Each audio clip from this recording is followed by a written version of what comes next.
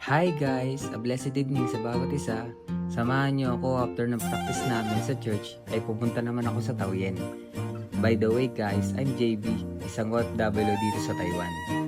And for today's vlog, gusto ko lang i-share ang weekly routine na ginagawa ko after ng work. And gusto ko din sagutin ng isang comment ng isang follower sa FB na bakit di daw ako mag-upload ng video at ako mismo ang personal magseta sa aking content. Bakit nga ba? Pero bago ang lahat, nais ko lang i-share the Word of God in Philippians chapter 4 verse 13. Sabi po doon, I can do all things through Him who strengthening me. Sabi dito, magagawa natin ang lahat ng bagay sa pamamagitan ng Diyos. Dahil bibigyan niya tayo ng kalakasan upang magpatuloy at magtagumpay in every situation in our life. But sometimes we base on our own strength. And the reason din kaya tayo napapagod, sumusuko, at nagpe-fail tayo sa mga plano na gusto natin sa ating mga buhay just because we do not accept God in our life. We do not acknowledge that apart from Him, we can do nothing. Sabi po niya in John chapter 15 verse 5, sabi po doon, I am the vine, you are the branches, if remain in me, and I in you, you will bear much fruit. Apart from me, you can do nothing. Kaya sa bawat bagay na atin pong gagawin, ask God guidance, acknowledge Him, and always trust in Him. And God will guide us, God give us strength para ma-overcome natin ang mga sitwasyon sa ating mga buhay. And ayan nga, andyan na yung tren na sasakyan natin from Shimpong Station to Taoyuan Station, and 45 minutes bago makarating sa Taoyuan Station, and 11:05 PM na nga pala ako sumakay kaya konti lang kasabay ko sa tren, kaya medyo relax lang muna ako dito. And after 45 minutes na biyahe, pansin nyo konti na lang talaga yung sumasakay ng tren ng ganitong oras kasi mag-11:15 PM na.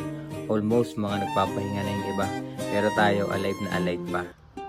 And pagkababa ko ng tren, lalakad naman tayo papunta sa U-Bike Station. Bali every week, ganito yung lagi kong ginagawa pag uwi ako ng Taoyuan. And nung una talaga, sobrang nahihirapan ako. And totoo, naging struggle ko din to nung unang nalipat ako sa Huku. Pero by the grace of God, sa linggo-linggo kong ginagawa, ay nasanay na din ang katawan ko. Guys, ang ganda dito sa Taiwan, lalo na paggabi, kasi panatag ka kahit ganitong oras ka palabas, ay safe pa din talaga. And ayan, after 5 to 10 minutes walking natin, dito na tayo sa U-Bike Station para kumuha ng bike. Bali sa likod ako ng station lumabas kasi mas malapit na to sa bahay na inuupahan namin. Para sa akin, malaking tulong talaga ang U-Bike Station sa pang-araw-araw na transportasyon nila dito. Lalo't convenient talaga, kagaya ko, lagi ko itong ginagamit every uwi ako sa Taoyuan. And the good thing is libre ito basta di ka lalampas ng 30 minutes mo na paggamit. So, sere nyo di ba ganito? Please comment down below kung taga saan kayo dito sa Taiwan.